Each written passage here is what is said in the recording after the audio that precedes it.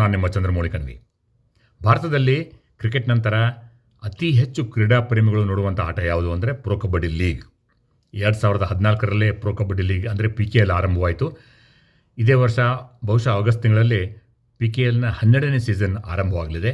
ಅದಕ್ಕಾಗಿ ಮೇ 31 ಹಾಗೂ ಜೂನ್ 1ನೇ ತಾರೀಕಿನಂದು ಆಟಗಾರರ ಆಕ್ಷನ್ ನಡೆಯಲಿದೆ.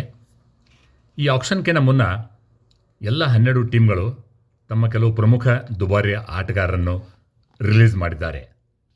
ಅವರು ಯಾರು ಅಂತ ಈಗ ನೋಡೋಣ.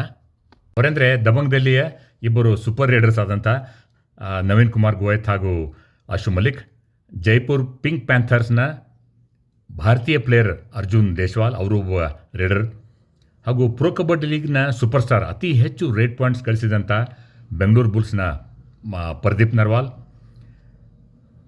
ಇಬ್ಬರು ಇರಾನಿಯನ್ ಹೆವಿವೇಟ್ಸ್ ಲೆಫ್ಟ್ ಕಾರ್ನರ್ಸ್ ಫಜಲ್ ಅಟ್ರಚಲಿ ಹಾಗೂ ಮೊಹಮ್ಮದ್ ರಿಜಾ ಶಾದ್ರು ಶಿಯಾನೆ, ಅದಲ್ಲದೆ ಬೆಂಗಾಲ್ನ ಮನಿಂದರ್ ಸಿಂಗ್, ತೆಲುಗು ಟೈಟನ್ಸ್ನ ಭಾರತೀಯ ಕ್ಯಾಪ್ಟನ್ ಪವನ್ ಕುಮಾರ್ ಸೆಹರಾವತ್ ಹಾಗೂ ವಿಜಯ್ ಮಲ್ಲಿಕ್, ಪಟ್ನಾ ಪೈರೇಟ್ಸ್ನ ಪ್ರಾಮಿಸಿಂಗ್ ಯಂಗ್ಸ್ಟರ್ ದೇವಾಂಗ್ ದಲಾಲ್, ನಂತರ ಸಚಿನ್ ತವಾರ್, ಆಕಾಶ್ ಶಿಂದೆ, ಭರತ್ ಹುಡ್ಡಾ, ಗುಮಾನ್ ಸಿಂಗ್, ಶುಭಮ್ ಶಿಂದೆ ಇವರೆಲ್ಲರೂ ಆಕ್ಷನ್ನಲ್ಲಿರುತ್ತಾರೆ.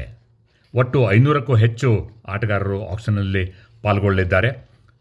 ಮೇ 31ರಂದು ಮಶಾಲ್ ಸ್ಪೋರ್ಟ್ಸ್ನ ಚಾರು ಶರ್ಮಾ ಅವರು ಹಾಗೂ ಜೂನ್ 1ನೇ ತಾರೀಕಿನಂದು ಮಲ್ಲಿಕಾ ಸಾಗರ್ ಅವರು ಆಕ್ಷನಿಯರ್ಸ್ ಆಗಲಿದ್ದಾರೆ.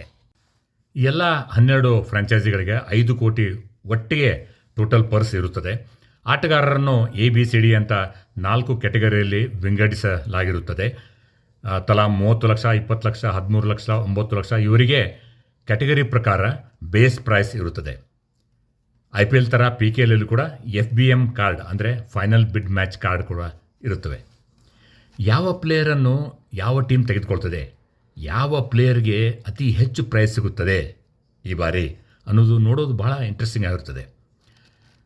ಮೇ 31ರಂದು ಸಾಯಂಕಾಲ 7 ಗಂಟೆಗೆ ಈ PKL ಆಕ್ಷನನ್ನು ನೇರ ಪ್ರಸಾರದಲ್ಲಿ ನೀವು ಜಿಯೋ ಹಾಟ್ಸ್ಟಾರ್ ಆ್ಯಪ್ನಲ್ಲಿ ಹಾಗೂ ಸ್ಟಾರ್ ಸ್ಪೋರ್ಟ್ಸ್ ನೆಟ್ವರ್ಕಲ್ಲಿ ನೋಡ್ಬೋದು. ನಾಳೆಂತೂ IPL ಮ್ಯಾಚ್ ಇಲ್ಲ ಗುರುಗಳೇ, ನೀವೆಲ್ಲರೂ ನೋಡಿ ಹಾಗೂ ಬರೀ ಕ್ರಿಕೆಟ್ಗಲ್ಲ ಕಬಡ್ಡಿ ಕೂಡ ಎನ್ಕರೇಜ್ ಮಾಡಿ. Thank you.